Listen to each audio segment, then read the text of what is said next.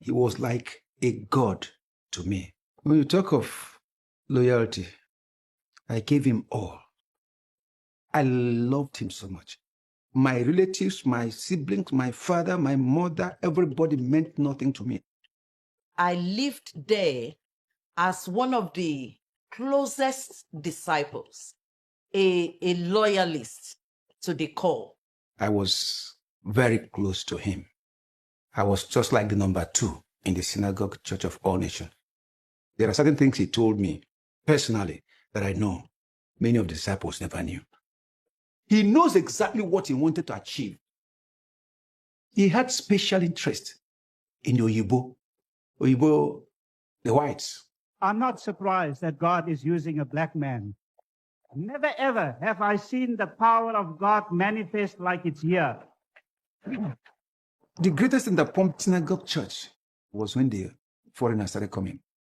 This was strategic, and it was planned.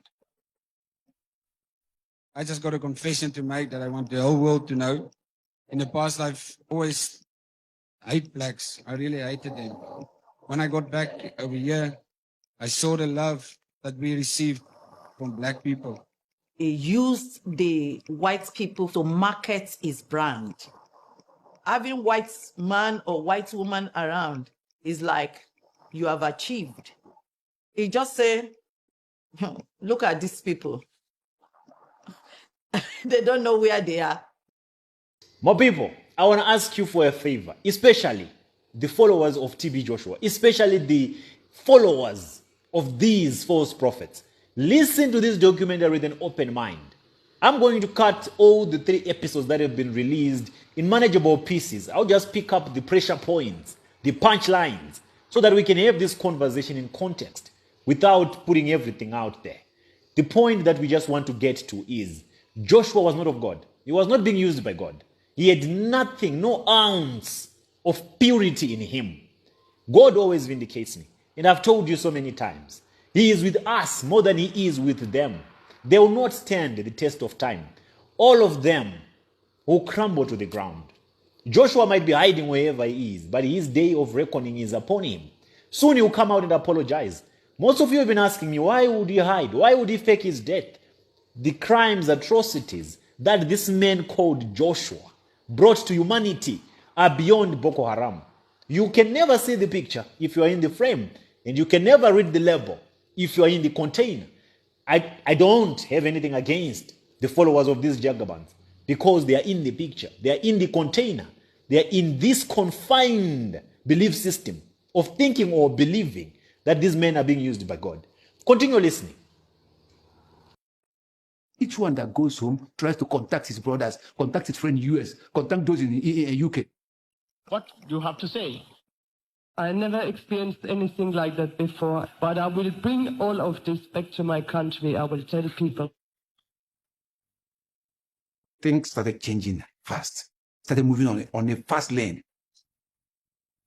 He knew there would be explosion. You see long queues, hundreds of people. Visitors are coming, whites are coming. It's something huge. Those who came from UK for the first time, he paid their tickets. Those who came from America, he paid. Every part of the world, he was paying. For TB Joshua, it was a game and a trap that he sets for the white people. He called me, AGOMOH, I need to make these white people my disciples. When I first got to Lagos Airport, we told them that we were going to the Synagogue Church of All Nations. Oh, go through. It was like a free pass entry to anything. It's just like, oh, go through. Of course. Oh, yeah, you're here. Yes, off you go. Right from the moment that I landed, I just got super emotional. I'd made a pact with God. I want to know the God of the Gospels. I want to see those miracles. And if I can't see them and they're not real, I'm out of here. The whites, they didn't come to become disciples. It's when they got to the synagogue church, that's when the manipulation starts. Some intelligent disciples are being sent to stalk on the whites. It's not everybody that we approach. We look at you, when we see the way you fall into what is happening in the synagogue church, we'll come after you. They don't know we are picking them. But myself and TB Joshua, we know what we were doing. He loves young ones, right? He loves young ones, teenagers. We don't go for the old people. The young ones, they are very vulnerable. And they are the easy people to manipulate, especially unmarried people. Especially unmarried young people. I was 17 years old. I got my A-level results while I was in Nigeria, but I couldn't care less about them. I wanted to be like Jesus. I wanted to be like TB Joshua. I wish I could have that connection with God. I wanted to be like him. He said, tell them that they should be missionary for the synagogue. You stay here 3 months, you become like TB Joshua. Let me tell you, he's going to open branches in UK, in America, and everywhere. He's not going to send us to go there. You are the person that you go there. Make them begin to crave to be disciples. Begin to surrender their lives to Joshua. When Rachel came, Rachel was behaving like a boy, walking like a boy. He said, that girl, why don't you ask her to stay here? And she was happy. BISOLA recruited me. My bags were pulled out of the truck. My friend was put on the plane. My parents collected her at Heathrow. She was basically crying like, Ray's not coming back. She's like stayed there. A Nigerian sister came to me and said, TB Joshua wants to meet you. There was an urgency there. No, you have to come now. You have to come now. And when I entered, the Nigerian sister kind of pushed me to kneel down. And immediately TB Joshua said, God's told me you're going to stay. You're meant to be here. You're going to stay with me forever. We were living on site in the church. When you live at the compound, you don't leave the compound. There's armed men at the gate with guns. There's a wall. There's barbed fencing. The windows are blacked out. The stairs were concrete. The walls were concrete. It felt like a labyrinth. You're told never to leave. You could get killed. You could get attacked. The outside of the compound is terrifying.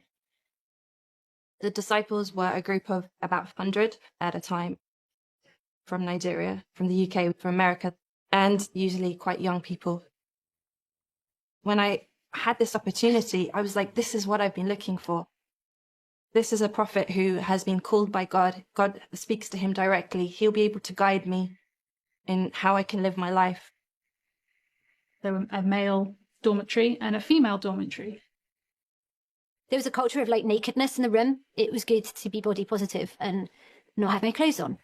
Just being completely naked in the female dorm room, my mind instantly went to Adam and Eve. I immediately thought, yeah, there's nothing wrong with that.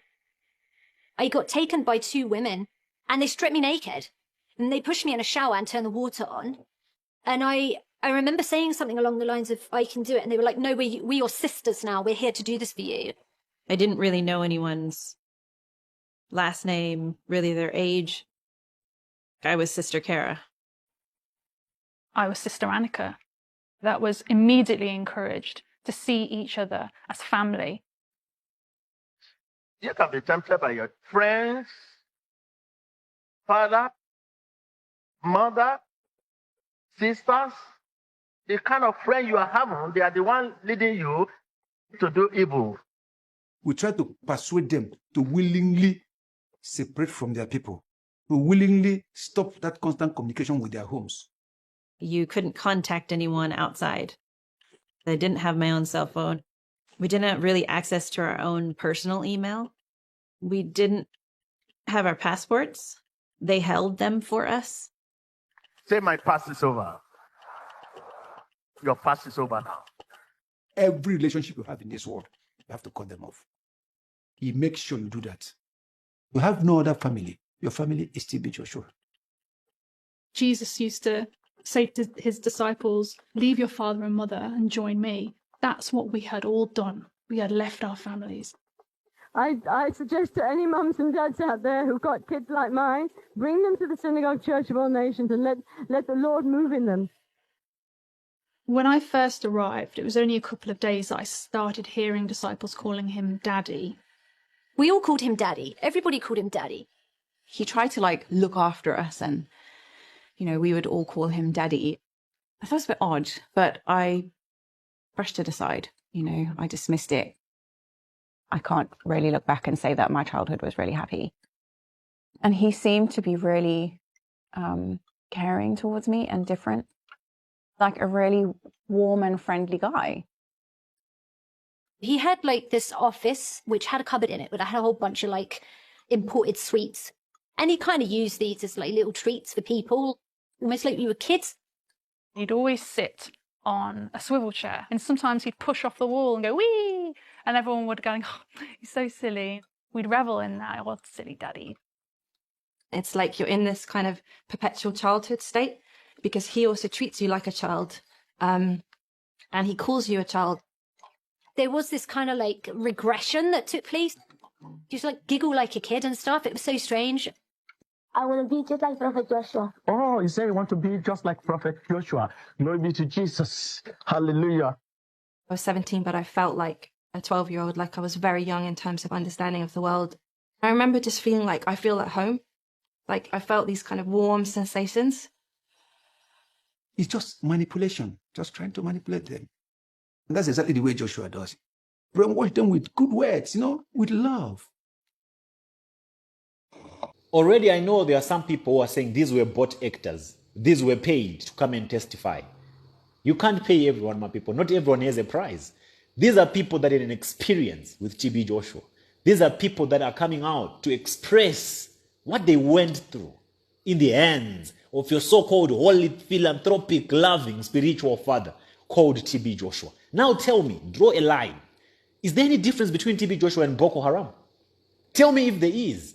Oh, he did this to orphanages. Oh, he was philanthropic. Oh, he preached love. Oh, that was a facade, my people.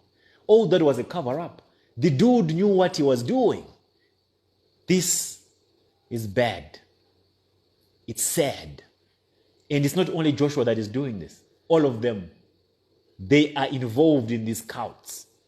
It's our sisters, our daughters, that are on the receiving end of all these atrocities. That's why I always discourage you to finance these shrines. Every time you give money to any of these prophetic shrines, you are literally becoming, unconsciously becoming, an accomplice to all these atrocities. Without your money, they wouldn't have the power and the influence to destroy lives as they have been doing it or as they are doing. Think twice, my people. More episodes are coming. We'll bring them for you, for your analysis. At the end of the day, it's the flock that we are fighting for. We don't care about Joshua. We don't care about the rest of these Draculas, these bomboclats. We care so much about the church, the body of Christ. The mostly affected are women. And they are the main target of these agents of darkness. He was a man of love. He was philanthropic. To hell with his philanthropy. And to hell with his messages of love. This man was diabolic. Take it or leave it. Get out of here if it offends you. Too gullible for nothing, man.